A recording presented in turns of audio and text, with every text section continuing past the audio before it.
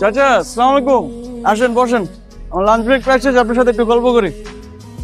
বসেন চাচা, আপনার সাথে বসে একটু আড্ডা দিই। ঠিক আছে বাজান, ঠিক আছে। আরে চাচা আসেন না, বসেন। রুটি কেক কিছু খাবেন? না বাজান, চা বলছি। মামা চা দুটা দিও। চাচা এই গরমের ভিতরে এত কষ্ট করেন, বাড়িতে পোলাপান নাই নাকি দেখে না কেউ? কি আর কোন দুঃখের কথা, জীবনের কোন এক অভিশাপে সন্তান একটা দিচ্ছে আল্লাহ, কিন্তু মাইয়া তারা ছোটবেলা থেকে না পারছি খাওয়াইতে, না পারছি পড়াইতে, একটা অভিশাপ। কি বলেন চাচা, এখন তো মেয়েরা কত আগে গেছে, এটা কোনো অভিশাপ না। এটা বাজান তোমাকে মতো বড় লোকদের মুখে মানায়। আমরা মাইয়াদেরকে ছোটবেলা থেকে খাওয়াইয়া পড়াইয়া বড় করি, তারপরে বিয়ে শাদী দেই, শেষ। পরের ঘরে গেলে কি আর আমার কথা মনে রাখবো? তার সাইডে যদি তোমার মতো একটা সওয়াল থাকতো, বুড়া কালে আমারে দেখে রাখ। আজকে তাহলে আমি আসি, আমার সময় শেষ। আপনার সাথে কিন্তু গল্প শেষ হয় নাই।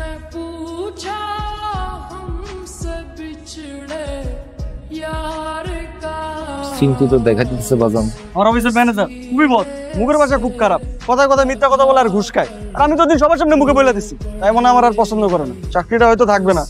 অফিসে নতুন একটা মাই আনছে, কিছুই পারে না, আর আমার একটা কাম শিখে। তাহলে কি গুণ দেখা চাকরি দিল? তো সেটাই বুঝতেছি না চাচা, কি কোন দেখে চাকরিটা দিচ্ছে। প্রায় প্রায় রুমে ডাকে, তো সেখানে কোন দেখায়। আস্তাগফিরুল্লাহ।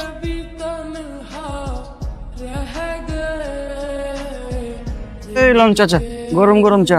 আপনার একদিন সেলুনে নিয়ে যাবো, চুলদারি কাটাই দেবো। না, কাটতে পারো না, আমার গুরু নিষেধ আছে। আপনার আবার গুরু আছে? আছে আছে, আকান পাগলা। রাখেন, সেলফি তুলে রাখি। না না বাজান না, আমার ভালো লাগে না। ভালো লাগে না? কত টাকা আপনি রাখেন।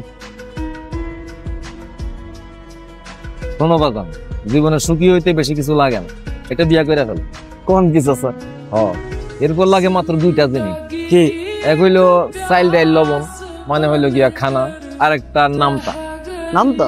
2-3, তোমরা দুইজনে মিলা 3 জন হইবা, তারপরে 4 জন হইবা, 5 জন হইবা।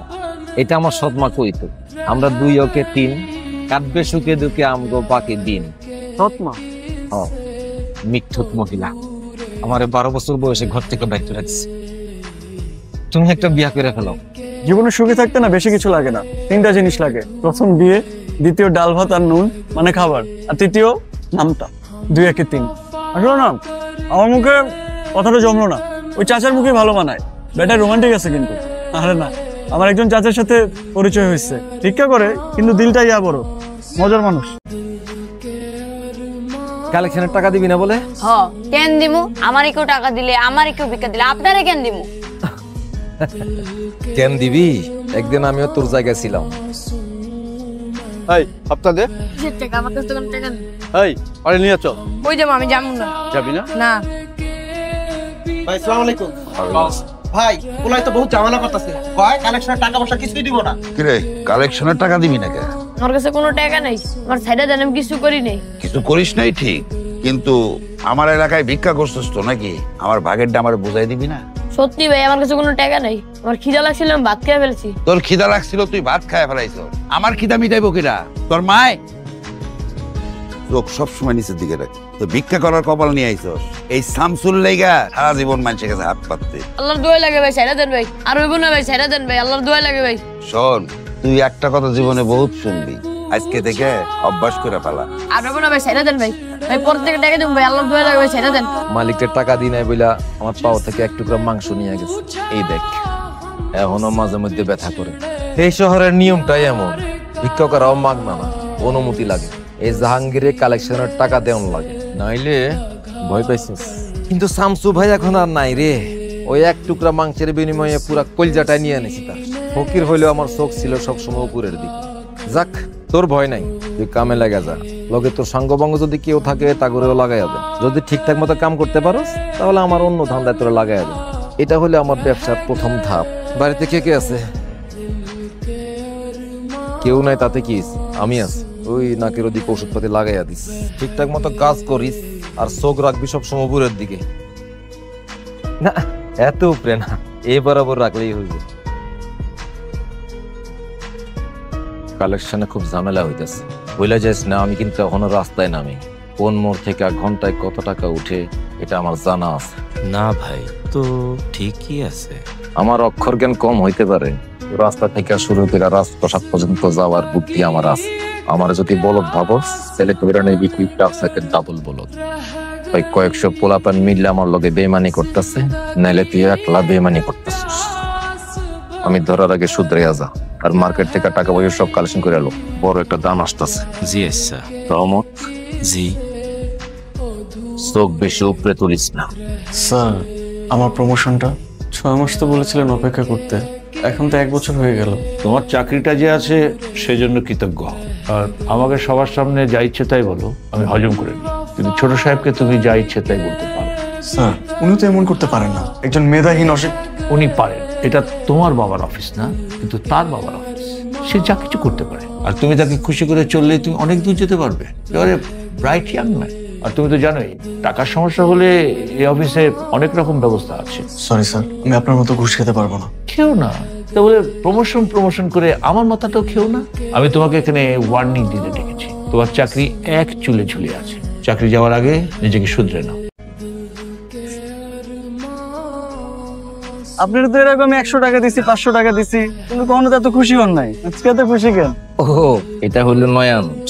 নয়া নোট পাইলে আমার খুব ভালো লাগে। এই যে তোমরা ভিক্ষা দাও, কোন টাকাটা দাও? সবচেয়ে পুরানো, সবচেয়ে চিরানো, যেটা মানে জায়গায়ও রাখা যায় না। আর নয়া নোট কারে দাও? ওই ঈদের সময় বাচ্চা পোলা বান্ধব দাও, মানে নিজে রাখ।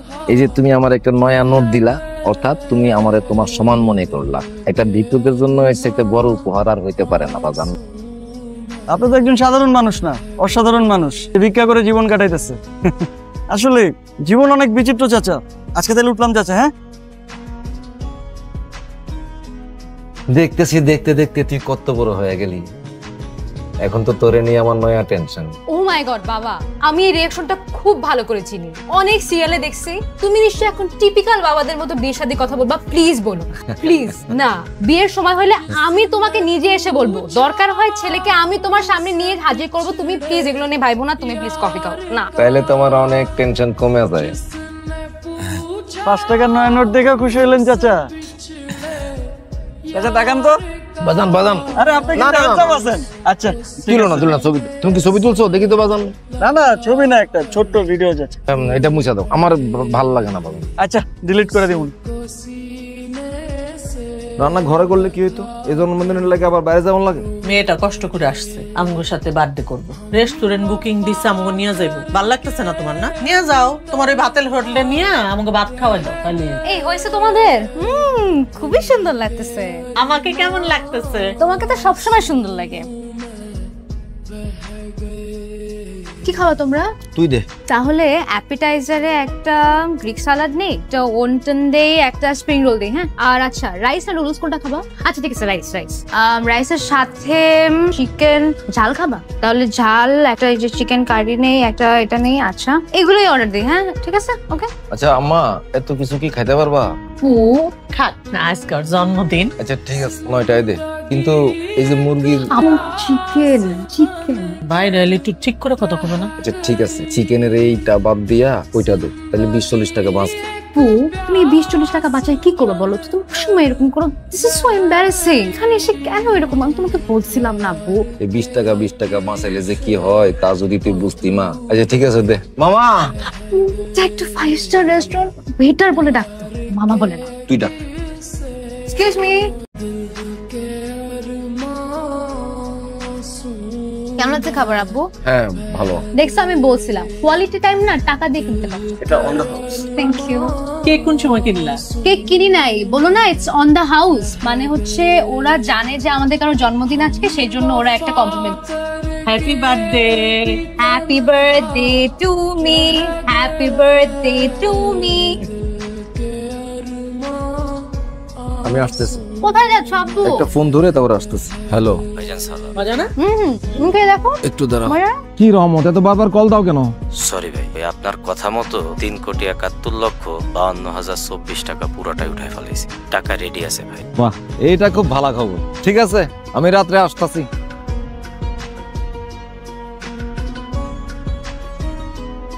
চাচা, আমি কথা দিতেছি, আমি আর সিগারেট খামো না। আর আচ্ছা কুত্তা দিছে? বিলেই ধর। কত হয়েছে আম্মা? এই যে এখানে বিল লেখা, এই যে কত? 5080 টাকা।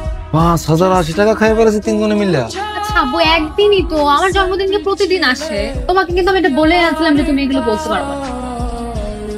ঠিক আছে চলো তাহলে। খুচরোটা নিয়ে যায়। 20 টাকা খুচরা? এরকম রেস্টুরেন্টে আসলে মানুষ এমনিতে 200-300 টাকা টিপ হিসেবে দিয়ে যায়, তুমি 20 টাকার জন্য বসে থাকবা? So embarrassing. চলো চলো, সো এম্বারাসিং। মুডটাই খারাপ হয়ে গেল, চাইছে তাই করো। আম্মু আসো তো। কি যে করো না। আচ্ছা তুমি একটু যাও, আমি আসতেছি।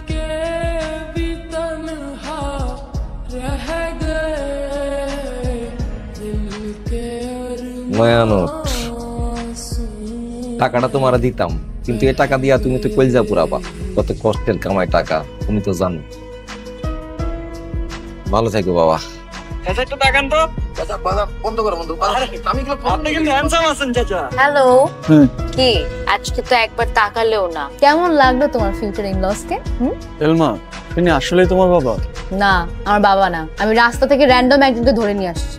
আসলে রাস্তা থেকে তোকে নিয়ে আসছো? হাহা, ভেরি ফানি রেহান। সবসময় ফাইজলামি ভালো লাগে না, কিন্তু বলো না কেমন লাগলো? খুব ভালো। মনে হলো অনেকদিন পর আপন কাউকে দেখলাম। বসে 2 কাপ চা খেতে ইচ্ছে করলো। রিয়েলি? তোমার এত ভালো লেগেছে? হ্যাঁ, ওটা গল্প শোনা বাকি চাচার থেকে। চাচার থেকে? না মানে তোমার আব্বু। I can not wait to meet him again. আচ্ছা শোনো, হোয়াটসঅ্যাপে তোমাকে একটা ক্লিপ পাঠাচ্ছি, দেখে ফোন দিয়ে, জরুরি কথা আছে। ওকে, পাঠাও।